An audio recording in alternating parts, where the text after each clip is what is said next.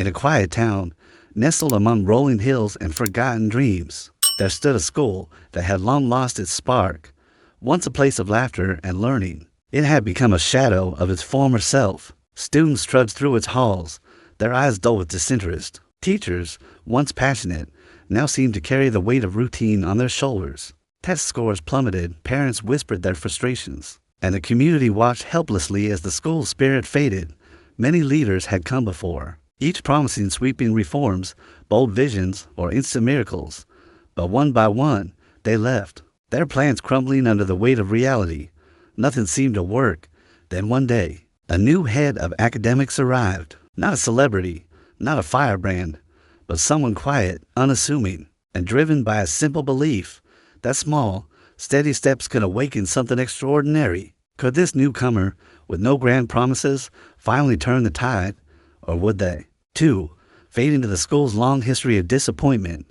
The new head of academics, known simply as Miss Carter, stepped into the school on a crisp autumn morning. The air was heavy with the scent of chalk dust and old books, and the Carters echoed with the faint hum of routine. She didn't rush to the principal's office or call a grand assembly. Instead, she walked slowly, her footsteps deliberate, her eyes scanning every detail. She saw the cracked windows letting in drafts, the bulletin boards with faded notices curling at the edges, and the slumped postures of students shuffling to class. But she also saw flickers of something more, a girl sketching intricate designs. In the margins of her notebook, a janitor sweeping the halls with quiet pride, a teacher lingering after class to explain a math problem to a struggling student. These were the seeds of potential, buried beneath years of neglect. Miss Carter's first act wasn't a policy overhaul or a rousing speech. Instead, she invited every teacher to a simple meeting in the staff room, a space cluttered with mismatched chairs and a coffee pot that hadn't worked in years.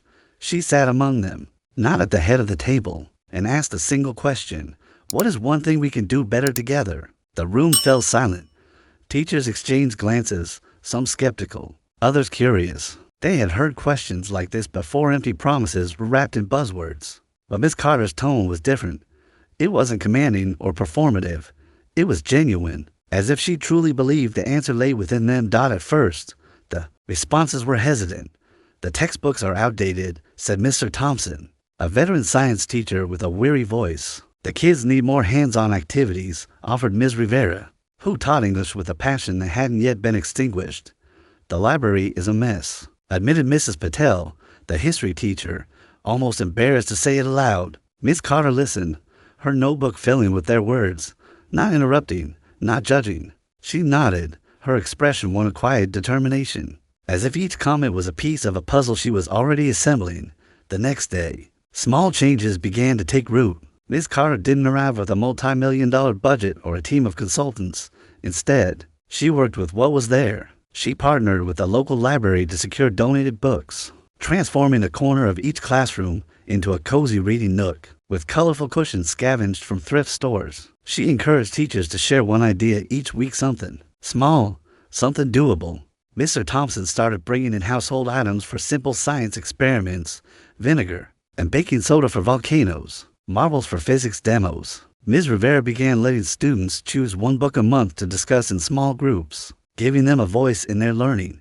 Mrs. Patel organized a history scavenger hunt, where students hunted for clues about the town's past in old newspapers donated by the community.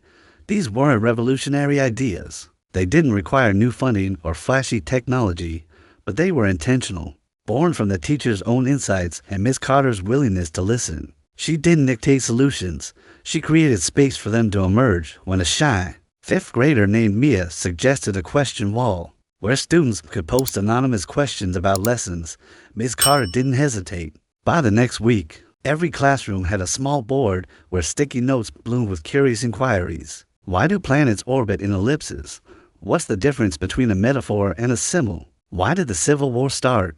Teachers began weaving these questions into their lessons, and students, even the quiet ones, started paying attention. Skepticism lingered, of course. Some teachers, burned by past disappointments, waited for the inevitable moment when Miss Carter's enthusiasm would fizzle out. "She's just another idealist," muttered Mr. Hayes, the math teacher who'd seen 6 heads of academics come and go.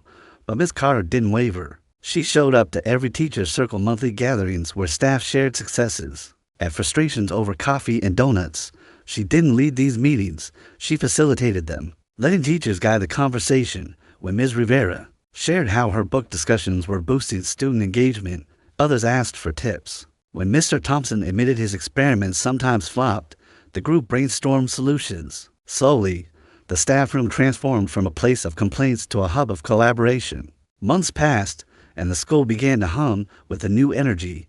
The changes were subtle at first, easy to miss if you weren't paying attention.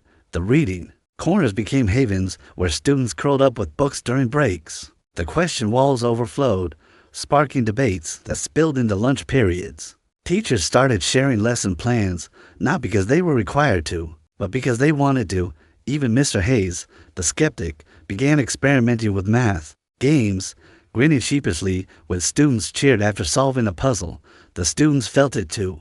A seventh grader named Jamal, who once spent classes doodling instead of listening, started staying after school to work on a science project about renewable energy. A quiet girl named Sophie, who rarely spoke, raised her hand one day to answer a question about Shakespeare, her voice soft but clear. Parents began to notice. At a community meeting, one mother stood up, her voice trembling with gratitude. "My son used to hate school," she said. "Now he talks about it nonstop." "What's happening here?" The room murmured in agreement. The school wasn't perfect, test scores were still climbing slowly, and not every day was a triumph, but it felt alive again. One spring afternoon, as cherry blossoms drifted outside the windows, Mr. Thompson approached Miss Carter in the hallway. He was a man of few words, his face etched with years of teaching's highs and lows. "How did you do this?" he asked, gesturing to the bustling corridor where students laughed and teachers chatted. "You didn't change everything. You didn't bring in new staff or fancy programs. So how?" Miss Carter paused, her eyes scanning the scene as if seeing it for the first time. "I didn't do it," she said softly. "You did. I just believed you could." That moment crystallized the true lesson of her leadership. It wasn't about grand gestures or top-down mandates. It was about seeing potential where others saw failure, about asking questions instead of giving answers, about building trust one small step at a time. Ms. Doc Carter didn't just manage a system, she awakened its soul. She created a space where teachers felt valued, where students felt seen, and where the community felt connected. The school wasn't defined by test scores or awards, though those were improving, but by the way it breathed with purpose. The changes continued to ripple outward. The question walls inspired a school-wide curiosity fair, where students presented projects born from their own questions, from how do bees communicate to what makes a good leader. The community rallied, donating supplies and attending in droves. Teachers began mentoring each other, with veterans like Mr. Thompson guiding newer staff. Even the janitor, Mr. Ellis, got involved, teaching a woodworking club after school. The school became a place where learning wasn't confined to classrooms, it lived in conversations, in projects, in the quiet pride of a child sharing their work. Years later, when Miss Carter moved on to another school, the changes she'd sparked endured.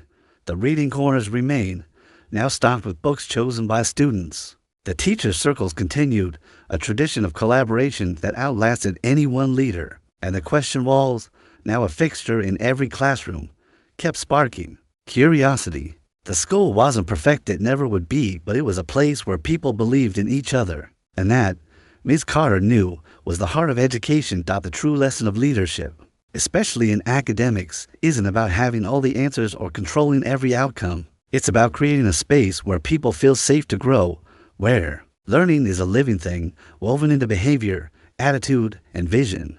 A great head of academics doesn't just manage a system, they awaken its spirit, one small, steady step at a time.